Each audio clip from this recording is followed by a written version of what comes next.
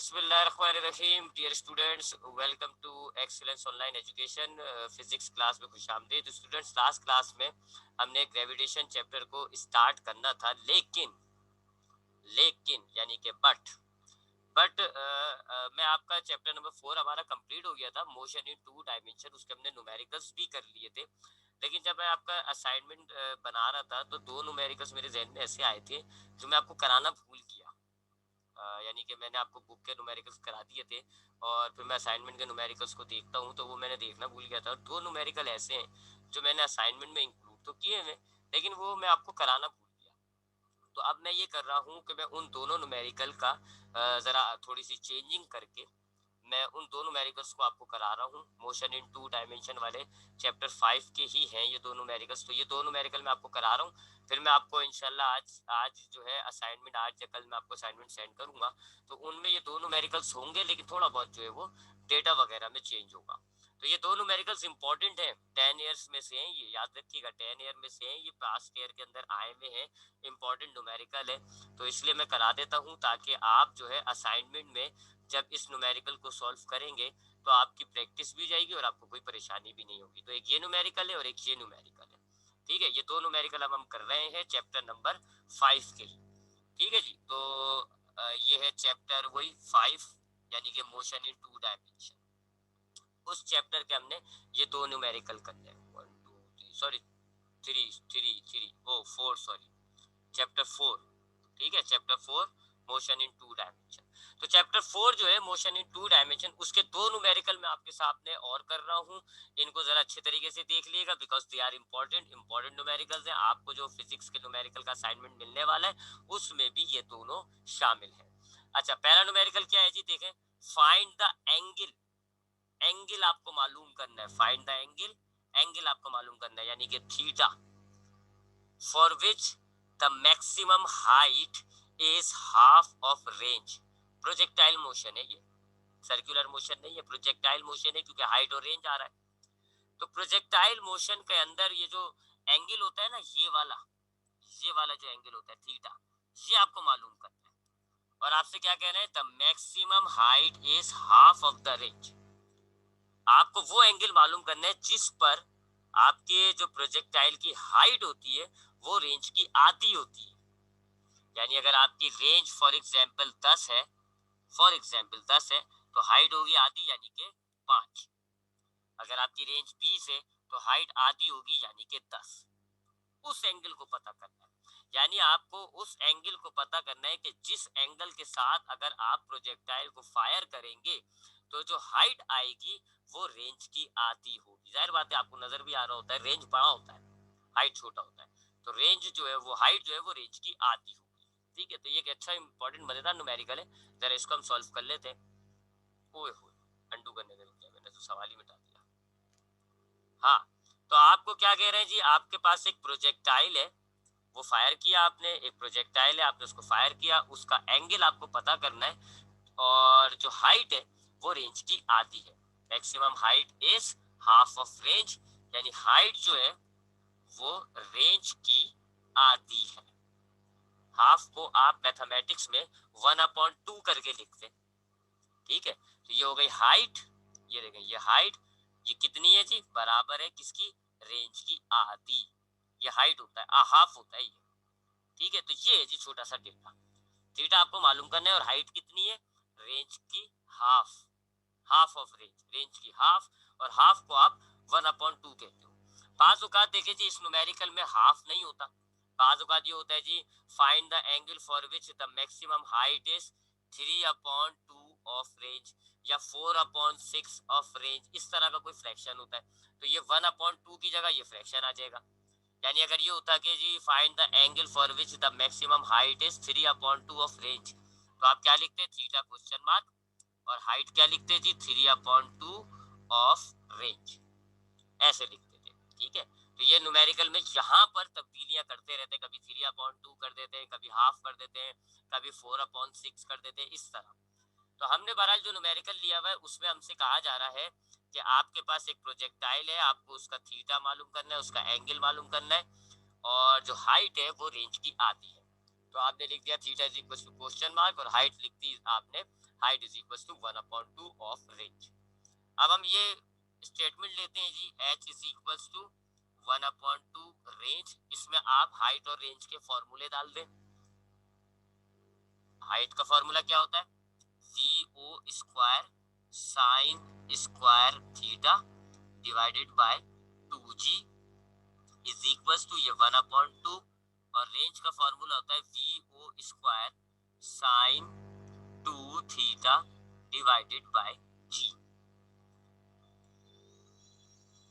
ये आपने हाइट और रेंज के फॉर्मूले डाल दिए। अब आप इसको जरा सिंप्लीफाई करते हैं, देखिए जी दोनों तरफ से 2 कट जाएगा, दोनों तरफ से g कट जाएगा, दोनों तरफ से वी ओ स्क्वायर कट जाएगा।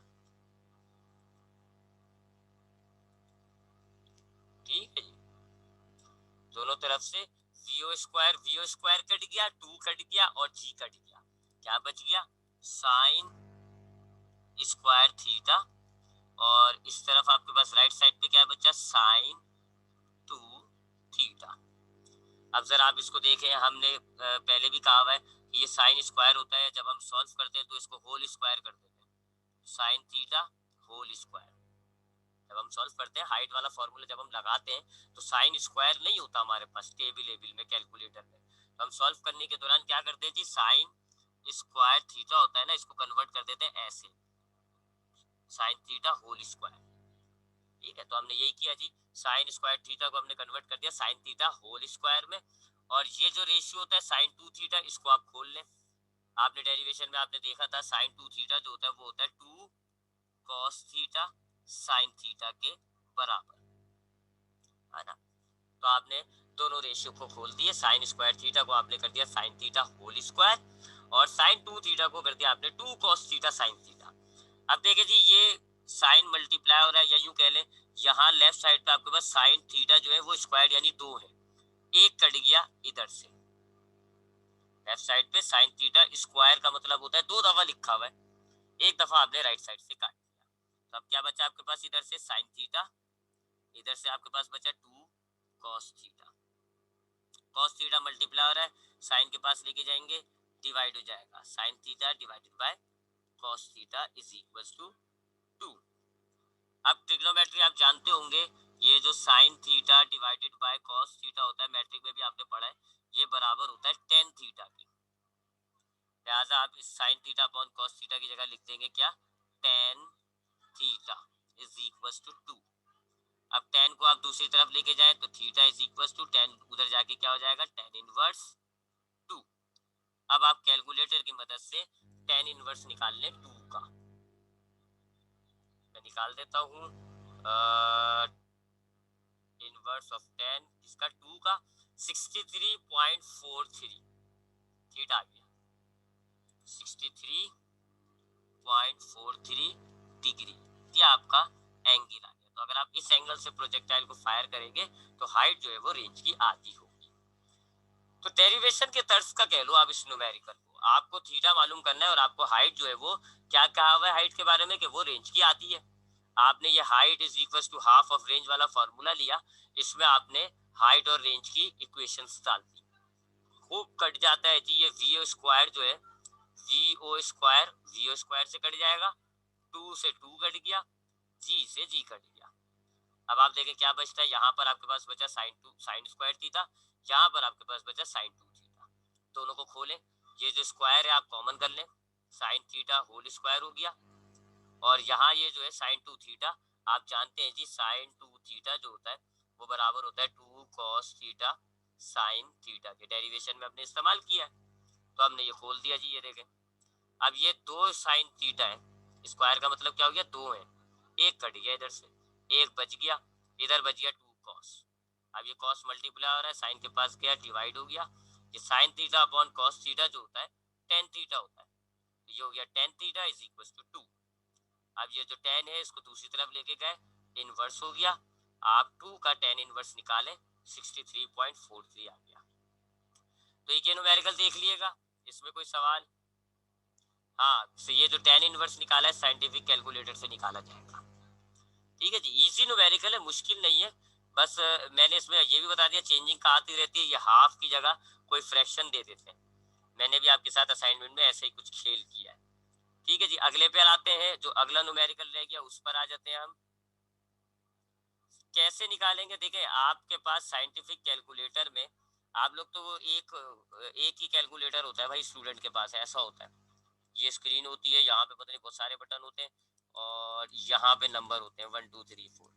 अब यहाँ साइड पे आप देखोगे शिफ्ट का बटन होता है, और यहाँ पे लिखा होगा साइन थीटा, वो साइन कॉस टेन, इसके 3 बटन होंगे। यहाँ नंबर होते हैं 1 2 3 4। अगर आपको साइन जैसे 10 निकालना है ना, 10 दबाएं और 2 दबा दें तो ये निकलेगा 10/2। अगर आपको 10 इनवर्स चाहिए तो पहले आप शिफ्ट दबाएं, तो ये सारे जैसे आप शिफ्ट दबाओगे ना, साइन इनवर्स हो जाएगा, कॉस इनवर्स हो जाएगा, 10 इनवर्स हो जाएगा। आपने शिफ्ट दबाया, 10 इनवर्स हो गया। अब आप 10 इनवर्स दबा के 2 निकाल लें, तो ऐसे निकालोगे आप कैलकुलेटर से। आप कैलकुलेटर लो, जरा इसकी प्रैक्टिस करके देख लो, आपके पास आंसर है जी। 10 इनवर्स ऑफ 2 कितना होता है, 63.43। तो कैलकुलेटर से इस चीज की प्रैक्टिस करके देख लो कैसे निकाला जाता है। ठीक है जी, तो ये न्यूमेरिकल हो गया जी। और अब हम अगले न्यूमेरिकल की तरफ जाते हैं। ये वाला न्यूमेरिकल है, ये भी आपके पास बहुत दफा आया है 10 ईयर के अंदर। इस न्यूमेरिकल को भी देख लेते हैं, और ये भी आपको मैंने असाइनमेंट में दिया हुआ है। Calculate the centripetal acceleration and centripetal force on a man. एक इंसान पर लगने वाली सेंट्रीपिटल एक्सेलरेशन और सेंट्रीपिटल फोर्स आपको मालूम करनी है। मैन ऑफ मास 80 किलोग्राम, उस लड़के का जो वजन है वो 80 किलोग्राम है। When resting on the ground at the equator. Equator कहते हैं आपकी जो अर्थ होती है उसका जो ऊपरी हिस्सा होता है ना टॉप का, उसको आप कहते हो इक्वेटर। इक्वेटर पे लेटा हुआ जमीन पर वो आराम कर रहा है, रेस्टिंग ऑन द ग्राउंड, जमीन पर रेस्ट कर रहा है, एट द इक्वेटर, इक्वेटर की तरफ। Given that the radius of earth is, earth का जो रेडियस होता है वो होता है 6.4 multiply by 10⁶, and earth complete 1 rotation in a day. Earth जो है वो एक रोटेशन एक दिन में कंप्लीट करता है। ठीक, यहाँ पर आप देखें जी, हम जानते हैं कि अर्थ जो है वो गोल होती है, ऐसी होती है गोल। अब हमेशा गोल मुझसे सही नहीं बनता, और मजा भी नहीं आता अगर गोल सही नहीं बना हुआ।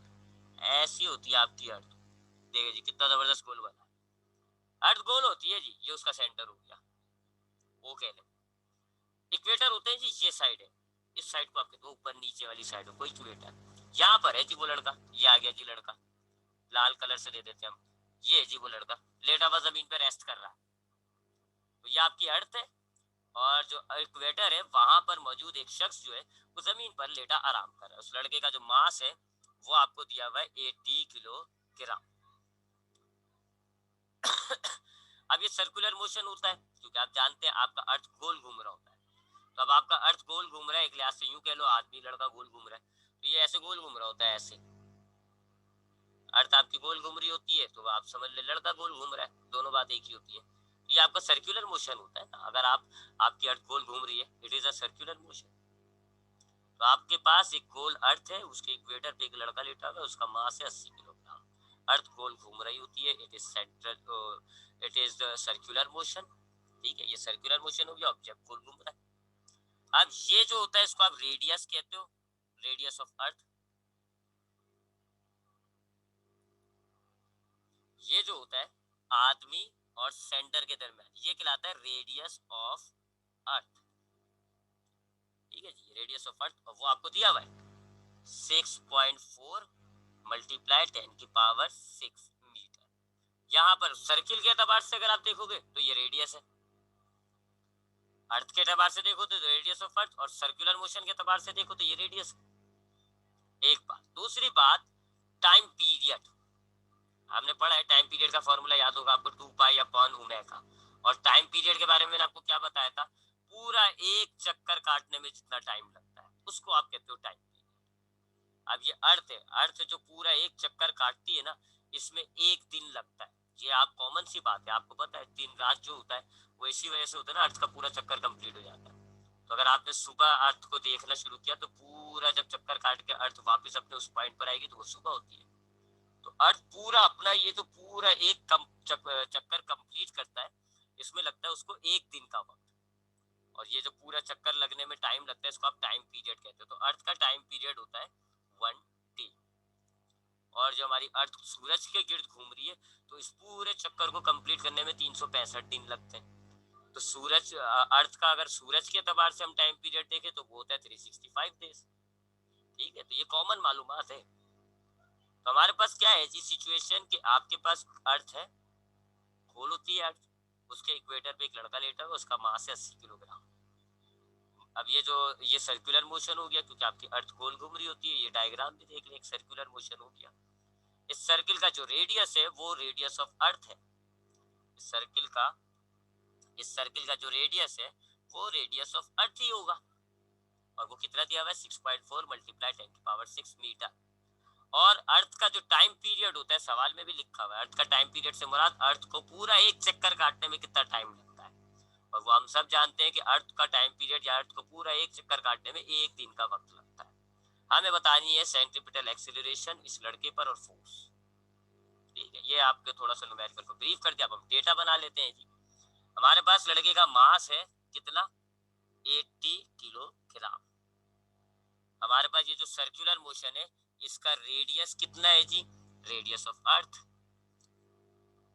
रेडियस सर्किल का रेडियस कितना है, जितना दुनिया का रेडियस होता है। रेडियस ऑफ अर्थ कितना है जी, वो 6.4 मल्टीप्लाई 10⁶ मीटर। दो बातें हो गई। तीसरी बात ये कि हमें मालूम क्या करना है, सेंट्रीपिटल एक्सेलरेशन और सेंट्रीपिटल फोर्स FC और AC हमें मालूम करनी है। टाइम पीरियड की बात करें तो टाइम पीरियड होता है अर्थ का 1 दिन। टाइम हमें चाहिए होता है सेकंड के अंदर, सेकंड स्टैंडर्ड यूनिट होता है, नॉट डे। तो हमने इस डे को कन्वर्ट करना होगा सेकंड के अंदर। आप जानते हैं जी कि एक दिन में 24 घंटे होते हैं। तो वन को एक दिन में कितने घंटे होते हैं 24, और एक घंटे के अंदर होते हैं 3600 second. 1 hour is equal to 3600 second. तो आप 24 को मल्टीप्लाई कर देंगे 3600 से। यूं कह लें या यूं कह लें कि एक दिन में 24 घंटे होते हैं, हर घंटे में 60 मिनट होते हैं, हर मिनट में 60 सेकंड होते हैं। तो इन सारे फैक्टरों से आप मल्टीप्लाई कर दो। तो एक दिन में कितने घंटे होते हैं 24 घंटे, 24 आवर्स। फिर हम मल्टीप्लाई करेंगे एक घंटे में मिनट कितने होते हैं 60 मिनट होते हैं जी। फिर हम मल्टीप्लाई करेंगे एक मिनट में सेकंड कितने होते हैं 60 सेकंड। ठीक है, तो डे से आवर में लाने के लिए हमने 24 से मल्टीप्लाई किया, 24 ही होते हैं।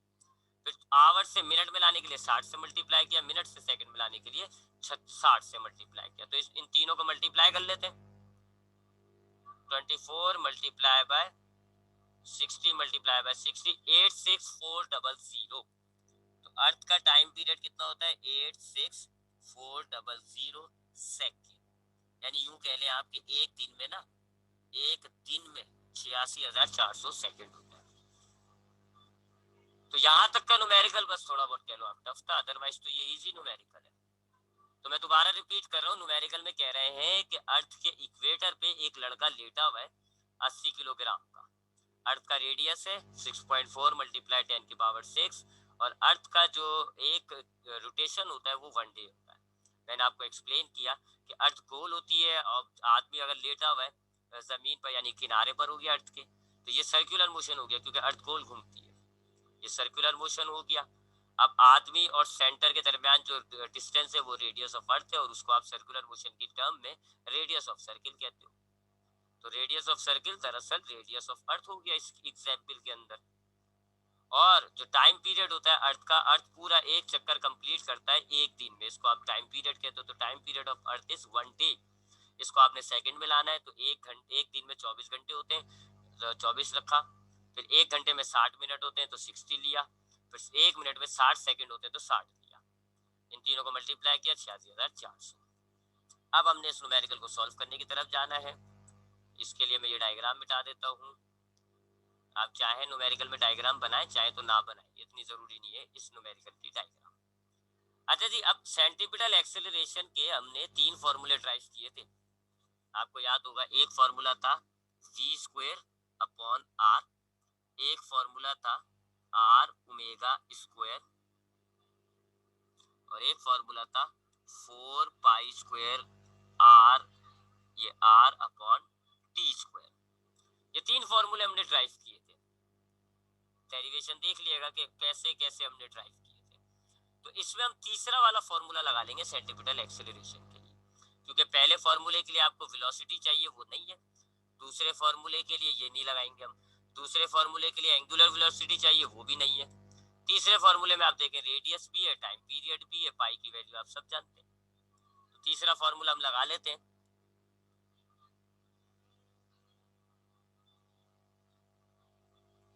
तो तीसरा फॉर्मूला क्या था, AC is equal to 4 π² r/t²। Values डालें जी। 4 पाई होता है 3.142, स्क्वायर है पाई का, लिहाजा हमने भी स्क्वायर कर दिया। रेडियस आप देख ले जी, रेडियस ऑफ अर्थ यानी कि मल्टीप्लाई बाय 6.4 मल्टीप्लाई 10⁻⁶। नीचे क्या है जी, टी का स्क्वायर। टाइम पीरियड हमारे पास है 86400, इसका स्क्वायर करना है। अब यहाँ पर बड़ी बड़ी वैल्यूज आएंगी, ठीक है जी। 4 मल्टीप्लाई बाय पाई का स्क्वायर निकालते हैं हम, 3.142 मल्टीप्लाई बाय 3.142, ये होता है 9.87 मल्टीप्लाई बाय 6.4 मल्टीप्लाई बाय 10⁻⁶। नीचे आप इसको स्क्वायर कर लें, 86400 मल्टीप्लाई बाय 86400, ये हो जाएगी, बड़ी गंदी सी वैल्यू आ रही है ये, 7464960000। ठीक है जी, इतनी सारी वैल्यू आ रही है। अब आप ऊपर की सारी वैल्यूज को मल्टीप्लाई कर ले। 10⁻⁶ को अभी आप फिलहाल रहने दें ऐसे, या चले 10⁻⁶ का मतलब क्या होता है, एक के साथ 6 जीरो। ठीक है, यहाँ पे कर लेते हैं हम।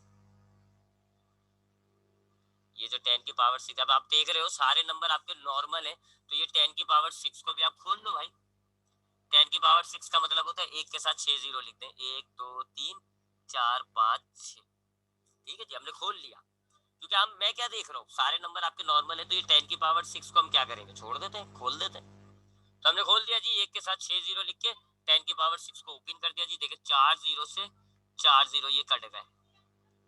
ठीक है जी, अब आप ऊपर की सारी वैल्यूज को मल्टीप्लाई कर लें। 4 multiply by 9.87 multiply by 6.4 multiply bye 100, ऊपर आ रहा है आपके पास आंसर 25267.2। नीचे आपके पास क्या वैल्यू है, देखें 746496। अब इसको आप डिवाइड कर दें,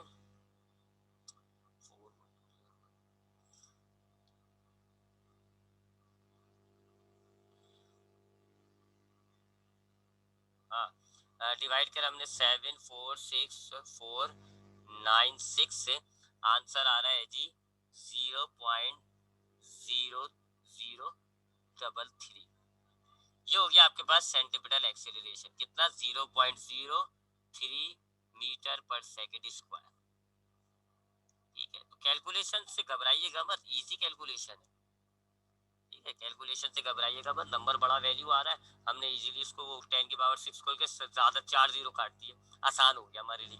एक्सेलरेशन निकाल ली, अब आप जो है वो FC निकाल लें। FC का आपको फॉर्मूला पता है जी, या तो आप वो वाला फॉर्मूला भी चला सकते हो, FC is equal to mv²। अरे ये तो चला भी नहीं सकते, सॉरी। आपको फोर्स का वो जो आपको याद होगा, MAC, एक फॉर्मूले में हमने लगाया था, फोर्स का फॉर्मूला होता है MA। जहाँ सेंटीपिटल फोर्स की बात हो रही है तो FC लिख दिया, और जाहिर बात है सेंटीपिटल फोर्स के अंदर फिर सेंटीपिटल एक्सेलरेशन होती है तो AC लिख दिया। तो ये वही फॉर्मूला है, F is equal to MA। Mass आपने डाला जी, कितना है लड़के का मास, 80, और सेंटीपिटल एक्सेलरेशन आपने कितनी निकाली, 0.03। इन दोनों वैल्यूज को आप मल्टीप्लाई कर दें, 80 multiply by 0.03, answer is 2.4। Centripetal force कितनी हो गई, 2.4 न्यूटन। ये दूसरा आंसर हो गया, खत्म न्यूमेरिकल। तो इस न्यूमेरिकल के लिए formula calculation is nothing important, वो ज्यादा मसला नहीं है। मसला ये होता है डेटा बनाना। मास आपको नजर आ रहा है, आइडेंटिफाई करना कि जी ये सर्कुलर मोशन है, फिर जो रेडियस ऑफ अर्थ है वो आपके सर्किल का रेडियस हो जाता है, और फिर ये टाइम पीरियड आप जानना, आपकी नॉलेज में होना चाहिए, वैसे लिख के दिया हुआ, अक्सर ये लिख के नहीं देते ये, earth complete one rotation in a day, यहाँ एहसान किया हुआ लिख के दिया हुआ है। तो आपको पता होता है कि जी अर्थ जो है एक दिन में कंप्लीट करता है अपना कंप्लीट रोटेशन एक, और एक दिन को सेकंड में किस तरह कंप्लीट किया जाता है, 24 मल्टीप्लाई 60 मल्टीप्लाई 60, 24 आवर के लिए, एक 60 मिनट के लिए, एक 60 सेकंड के लिए। Time period of earth in terms of second is 86,400। तो ये दो न्यूमेरिकल मुझे आपको कराने थे, मैंने आपको करा दिए। आई होप इनमें दोनों में कोई सवाल नहीं होगा, अगर है तो रेस हैंड या चैट पे पूछ लें, या तो रेस हैंड कर लें या चैट पे पूछ लें, और नहीं तो फिर हम जो है वापस चैप्टर 6 की तरफ जाते हैं। तो ये हमारे पास चैप्टर नंबर 4 के दो न्यूमेरिकल रह गए थे, जो मैंने आपको असाइनमेंट में भी दिए हैं प्रैक्टिस हवाले से, और मैंने आपको करा दिया। अब हम आते हैं चैप्टर 4 है ना, 5 छोड़ दिया हमने फिलहाल, चैप्टर 6 की तरफ। चैप्टर 6 का नाम है ग्रेविटेशन। ग्रेविटेशन चैप्टर को शुरू करने से पहले मैंने आपको ये 10 जो है वैल्यूज याद करने को कहा था। ये इंपॉर्टेंट वैल्यूज होती है इस पूरे चैप्टर में, ज्यादातर डेरिवेशन भरी पड़ी में, और उन डेरिवेशन में आपको यही वैल्यूज चाहिए होती है। तो ये सारी वैल्यूज आपको जबानी याद होनी चाहिए। पहली वैल्यू है जी अर्थ और मून के दरमियान फासला, हमारी दुनिया और हमारा चांद इसके दरमियान जो फासला है, ये वो वैल्यू है। दूसरी जो है एक्सेलरेशन ऑफ मून है, यानी चांद का, क्योंकि चांद गोल दायरे में घूम रहा होता है अर्थ के, तो सर्कुलर मोशन हो जाता है, तो सेंट्रीपिटल एक्सेलरेशन है मून की 2.72 मल्टीप्लाई 10⁻³ तीसरा है जी मून का टाइम पीरियड। मून जो है हमारी दुनिया के गिर्द चक्कर लगा रहा है, गोल दायरे में घूम रहा है, तो इसको पूरा घूमने में कितना टाइम लगता है जी, टाइम पीरियड इसका कितना है, 27 महीना जो होता है।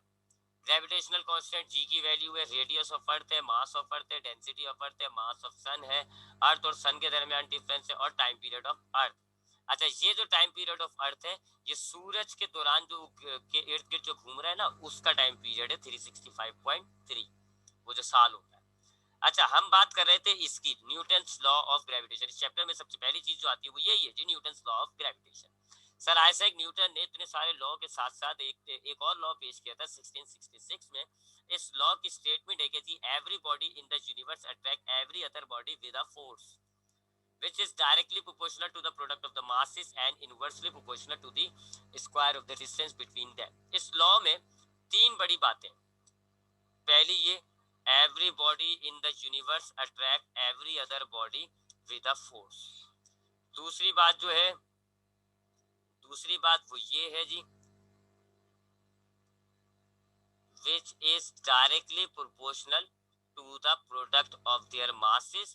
और तीसरी बात जो है वो ये है कि inversely proportional to the square of the distance between their centre. तो इस लॉ में तीन बड़ी बातें, पहली बात ये है everybody in the universe attract every other body, यानी दुनिया की हर ऑब्जेक्ट दूसरे ऑब्जेक्ट को एक फोर्स के जरिए अट्रैक्ट कर रही होती है। हम ये हमारे दरमियान एक कॉन्सेप्ट पाया जाता है कि नहीं जी सिर्फ अर्थ अट्रैक्ट कर रही है हर ऑब्जेक्ट को, आपको आपके सामने अलमारी है, दीवार है, मैं हूँ, कोई भी है, अर्थ अट्रैक्ट करता है उसको, अर्थ की तरफ वो चला खींचता चला जाता है। अगर आप उसको फ्री कर दें वो अर्थ की तरफ चला जाता है, अर्थ पे जाके चिपक जाता है, गिर जाता है।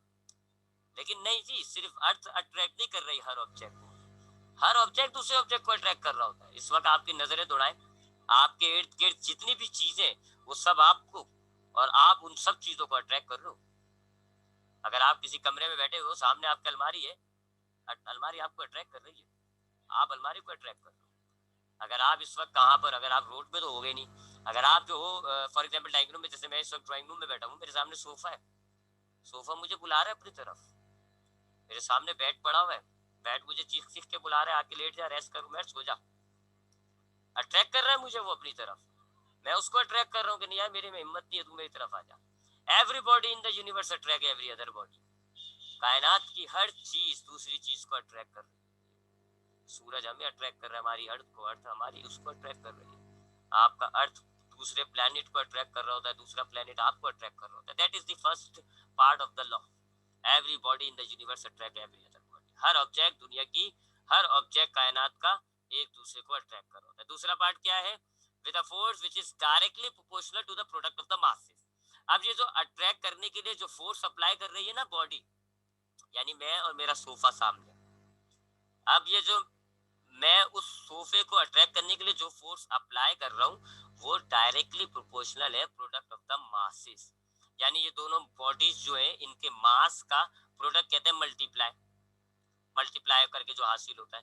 तो अगर आप इन दोनों बॉडीज के मास को मल्टीप्लाई कर लें इस फैक्टर से, फोर्स डायरेक्टली प्रोपोर्शनल है। यानी मेरा मास है फॉर एग्जांपल 100 किलोग्राम, सामने वाले का मास है जी 200 किलोग्राम, तो आप ये 100 और 200 को मल्टीप्लाई कर लें, इस प्रोडक्ट से डायरेक्टली प्रोपोर्शनल होगा।